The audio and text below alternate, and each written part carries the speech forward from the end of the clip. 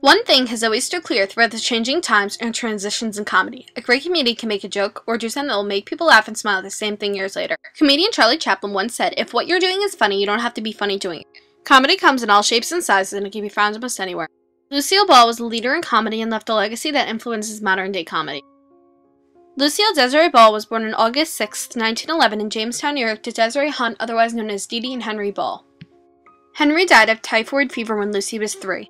Lucy's brother Freddie was born shortly after. As children, Lucy and Freddie would put on performances based on the productions they watched at a local amusement park. In high school, Lucy directed and acted in a successful production of Charlie's Aunt.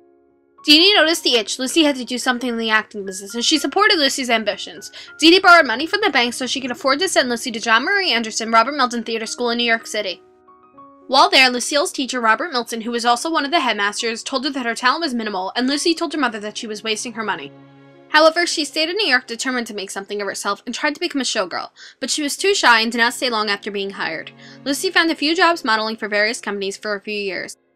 Lucy was 22 when she moved to Hollywood and played a Goldwyn girl in the 1933 movie Roman Scandal, after meeting agent Sylvia Hallow in front of the Palace Theater. She continued to act in many other movies and became known as Queen of the Bees. The Bees were the low-budget movies. She shed her shyness and later admitted, "I was shy for several years in my early days in Hollywood, until I figured out that no one really cared if I was shy or not, and I got over my shyness." In 1939, she was promoting a movie called Five Came Back in New York. Lucy, who was working for Radio Keith Orpheum at the time, was told to see the Broadway had too many girls, which they had bought to make an adapted film version. RKO wanted her to see it because they were hinting that she was to be cast in it. She was at the ice skating rink in Rockefeller Plaza, and while promoting the movie, she slipped. She had to go to the hospital, and her friends who were visiting her raved about the young Cuban singer and too many girls. His name was Desi Arnaz. Once she was well, she went to see the musical and found herself raving about the Cuban band leader too. While on the set of Too Many Girls, Lucy and Desi finally met. Lucy said, "I fell in love with Desi, wham bang, in 5 minutes." On November 30th, 1940, Lucille Desiree Ball and Desirito Alberto Arnaz, E.G. after the third, were married in Greenwich, Connecticut. Lucy signed with Metro-Goldwyn-Mayer in August of 1942. As soon as she was signed, they changed her look to the iconic redhead she is remembered as. In 1948, the radio business was booming. Lucy was playing on the radio show My Favorite Husband. Through her character on the show, she ended up playing a comedic actress for the first time and created the genre of the screwball wife who was always doing strange things and causing trouble for her husband and herself. Creating that as an image for what the role should be resulted in a very popular series on the radio. In 1950, the couple declared that no one had faith in them while working together, and thus Desi Lou Productions was created. CBS wanted to make My Favorite Husband into a television show. Lucy was on board with the idea and she wanted Desi to play the husband. CBS didn't want him to because it just wasn't believable that she would be married to a Cuban who didn't speak English well. It's kind of ironic that she was in fact married to a Cuban. Pilot episodes of the show without Desi as the husband were not successful, and Lucy demanded that they be a package deal. Then she said they would go on a tour and see if the audiences liked them. Of course the audiences loved them, and they were an immediate hit. The name of the show was changed to I Love Lucy, and the characters too. And the plotline of I Love Lucy was that Lucy and Ricky lived next door to Fred and Ethel Mertz, who were played by William Frawley and Vivian Vance. The four were best friends and had many unpredictable zany adventures. Ricky was a band leader. The Mertzes are landlords to the Ricardos, and Lucy is a housewife. The show was a hit and held #1 for a long time, and there's still many reruns on today. Lucy and Desi had a daughter named Lucy on July 17, 1951, which was shortly before I Love Lucy premiered on television. Their son, Desi Arnaz Jr., was born on the same day as the Ricardos' son, Little Ricky, on January 19, 1953. 44 million people tuned in for the birth of Little Ricky, compared to the 29 million that viewed President Eisenhower's inauguration the next day. Desi Arnaz Jr. was put on the first TV guide for the week of April 3rd that year. TV censorship at the time made it difficult for Lucy to announce to Ricky that she was pregnant.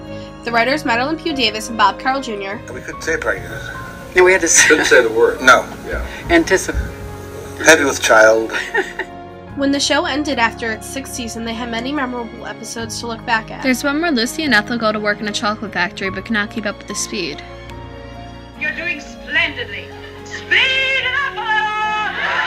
Another was when Lucy did a commercial for a health elixir called Vitamina Vegemin, which contained alcohol, and she did so many takes of the commercial, she ended up getting drunk.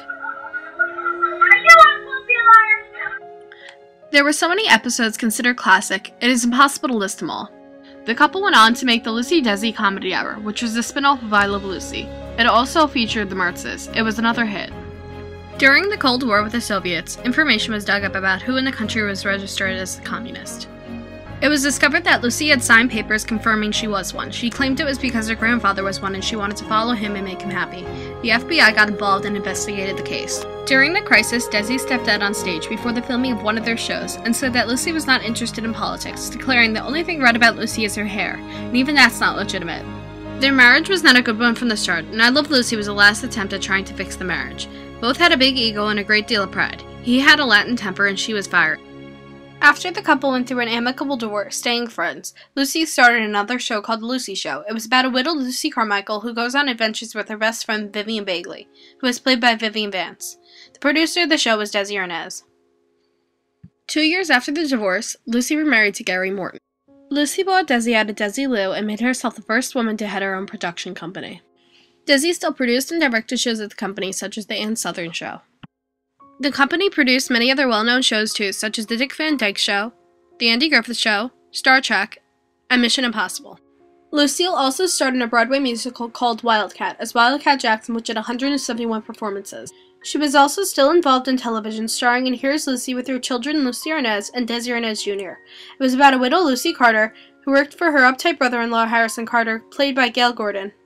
Her last show was Life with Lucy, and it ended shortly after it began. It did not get the expected ratings. Desi had remarried to Edith Arnaz and resided in Del Mar, California. He died on December 2, 1986, after losing his battle with lung cancer. Lucy stayed by her father's side until his death. She once recalled that on November 30, 1986, when Lucille had called Desi, it was, I love you, Desi, I love you. You could even hear the annotations of the voice change, how she meant each one. And I just sat there trying not to show him that I was listening, because I had to hold the phone. And he said, I love you too, honey, good luck with your show. My mother was the last person he talked to because he died 48 hours later.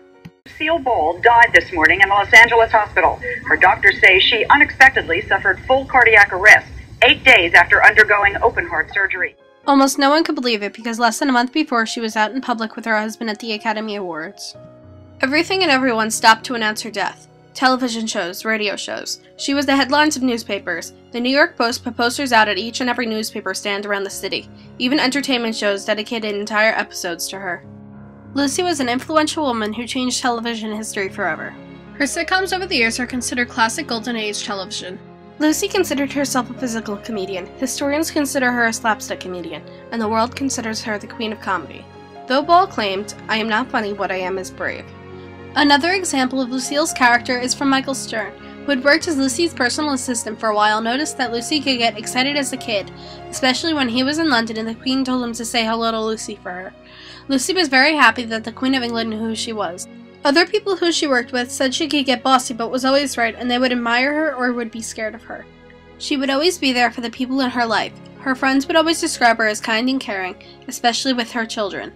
Lucille won many awards and nominations during and after her life. Such awards included the Presidential Medal of Freedom in 1989, and she had a long-standing record for a number of Emmy nominations as a comedic actress, which was recently broken by Julia Louis-Dreyfus in 2013.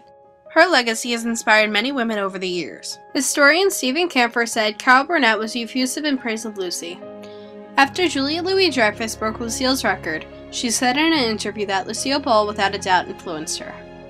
Actress and comedian Mila Kunis said in an interview Lucille Ball is perfection, and indicated that Lucy was one of her favorite comedians. She has influenced even people who have not noted her as an influence. Ellen DeGeneres and Oprah Winfrey are heads of their own production companies. Tina Fey and Amy Poehler are both producers and continued their careers throughout their pregnancies. Lucy had a few bumps in the road like any other actress. Historian Nina Latman once wrote, for all her impact upon the very nature of television production, Ball is most vividly recalled as a series of black and white images. To remember Lucille Ball is to recall a profusion of universal images of magical mayhem.